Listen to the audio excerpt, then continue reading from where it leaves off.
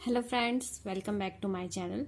आज का हमारा टॉपिक है पदार्थों में भौतिक व रासायनिक परिवर्तन, और इंग्लिश में इसे कहते हैं physical and chemical changes in stage.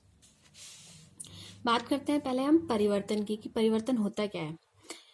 पदार्थों के भौतिक व रासायनिक गुणों में बदलाव होना ही परिवर्तन कहलाता है, अर्थात उसके आकार में, रंग रूप में, उसके गुणों में जो परिवर्तन होगा, जो बदलाव होगा, वो परिवर्तन कहलाएगा। अब परिवर्तन जो है, पदार्थों में परिवर्तन दो प्रकार के होते हैं। दो प्रकार के कौन कौन से हैं? पहला है भौतिक परिवर्तन। इसके बारे में हम विस्तार से जानते हैं कि भौतिक परिवर्तन होता क्या है और इसके क्या क्या गुण होते हैं। भौतिक परिवर्तन यानी कि फिजिकल चेंजेस पदार्थ की आकृति, रंग, अवस्था या आकार में परिवर्तन को भौतिक परिवर्तन कहा जाता है। भौतिक यानी कि बाहरी परिवर्तन हो, उसके रंग रूप में परिवर्तन हो, बाहर परिवर्तन होता है तो उसे भौतिक परिवर्तन कहते हैं।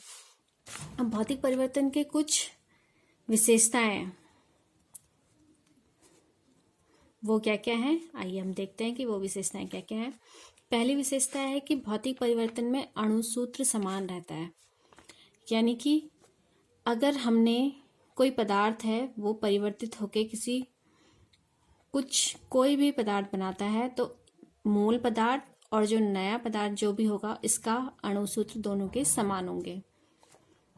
दूसरा है कि भौतिक परिवर्तन उत्क्रमणीय होता है। उत्क्रमणीय का मतलब ये है कि अगर हमने किसी पदार्थ को किसी दूसरे अवस्था में चेंज किया है तो वापस ये मूल अवस्था में आ सकता है। एक पदार्थ की अवस्था दूसरे पदार्थ की अवस्था में बदलने के बाद वापस से मूल अवस्था में आ जाएगी।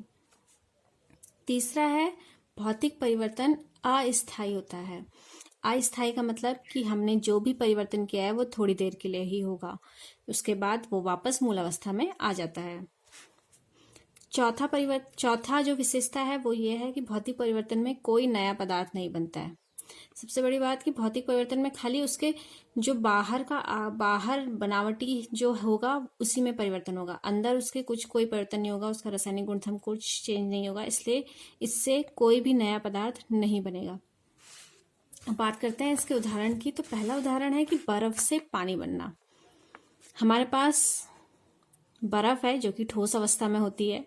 ये मैंने बर्फ ले लिया है जो ठोस अवस्था में। इसे मैं थोड़ी देर अगर गर्म करूं, हल्का इसे मैं गर्म करूं तो ये किस में चेंज हो जाएगा? पानी में चेंज हो जाता है। पानी में चेंज हो जाएगा। ये पानी में चेंज हो गया।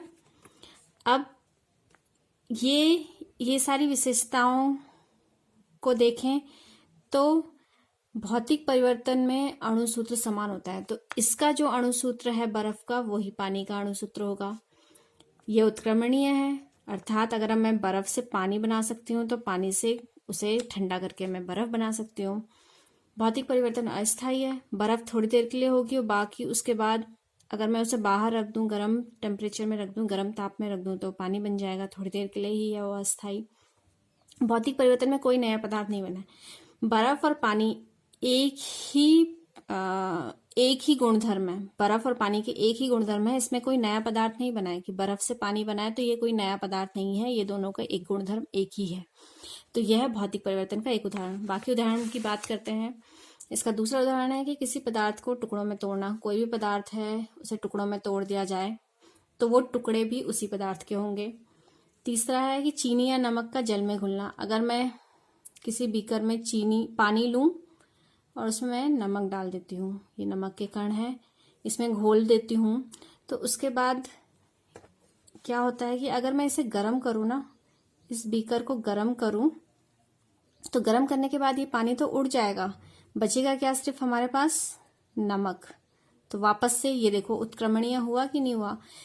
पहले हमने इसे जल में घोला, नमक जल में घुल गया, लेकिन वापस से हमने इसे जब गर्म किया तो गर्म करके पानी तो वाष्प के रूप में ऊपर उड़ गया और हमारे पास क्या बने? सिर्फ नमक बचा है। तो ये हो गया उत्क्रमणीय। लकड़ी से फर्नीचर बनाना। फर्नीचर बनाते हुए देखते हैं ना हम, लकड़ी के टुकड़ों से ही हम फर्नीचर बनाते हैं, तो फर्नीचर भी किसका है? वो लकड़ी, मूल रूप से वो लकड़ी ही है। अगला देखते हैं कि चौक के टुकड़े करना। चौक है, हमारे पास कोई चौक है, उसके हम छोटे छोटे टुकड़े कर दें, अगर छोटे छोटे टुकड़े कर देंगे तो ये टुकड़े भी किसके हैं, मूल रूप से चौक के ही हैं, तो उसी के गुणधर्म का पालन करेंगे। तो ये थे भौतिक परिवर्तन और उसके उदाहरण। अब बात करते हैं हम रासायनिक परिवर्तन की। रासायनिक परिवर्तन वह परिवर्तन जिसमें एक या एक से अधिक नए पदार्थ बनते हैं, उसे कहते हैं हम रासायनिक परिवर्तन। याद रखिएगा, रासायनिक परिवर्तन में हमेशा क्या होता है, नया पदार्थ बनता है। तो जितने भी वैज्ञानिक नए पदार्थों की खोज करते हैं वो मुख्यतः क्या होता है, वो रासायनिक परिवर्तन के कारण ही होता है। अब इसकी रासायनिक परिवर्तन की भी कुछ विशेषताएं हैं, उन्हें हम देखते हैं कि विशेषताएं क्या क्या हैं। पहली विशेषता है कि रासायनिक परिवर्तन में अणुसूत्र समान नहीं होता है। इसमें क्या होता है, अगर हमने कोई पदार्थ से हमेशा नया पदार्थ बनेगा तो नया पदार्थ की जो गुणधर्म है वो मूल पदार्थ से भिन्न होंगे, अणुसूत्र समान नहीं होगा इन दोनों का। दूसरी विशेषता है कि रासायनिक परिवर्तन अनुत्क्रमणीय होता है। अगर हमने एक पदार्थ है उसमें रासायनिक क्रिया हुई है और उसके बाद हमारा नया पदार्थ बना है, तो ये वापस से जो नया पदार्थ बना है वो मूल अवस्था में नहीं आ सकता है। तीसरा है, यह स्थायी होता है। अगर हमने एक बार एक पदार्थ से कोई नया पदार्थ बना दिया है तो ये वापस से उस पदार्थ में नहीं आता है, ये स्थायी रहेगा, वो अपनी जो नया पदार्थ बना है वो बना का बना रहेगा। चौथा है, रासायनिक परिवर्तन के दौरान ऊर्जा उत्पन्न होती है, अर्थात वो ऊर्जा किसी भी रूप में हो सकती है, ऊष्मा, प्रकाश। तो जब भी रासायनिक परिवर्तन होगा तो ऊर्जा उत्पन्न होगी। अब इसके कुछ उदाहरण की बात करते हैं। उदाहरण यह है, पहला उदाहरण है कोयले का जलना। कोई कोयला है, अगर हम इसे जला दें तो उससे क्या बचेगा, जो राख बनेगी वो राख रासायनिक परिवर्तन के कारण बन रही है। और अब देख लीजिए, ये राख से हम वापस कोयला नहीं बना सकते हैं, यह अनुत्क्रमणीय है। दूसरा है भोजन का पचना।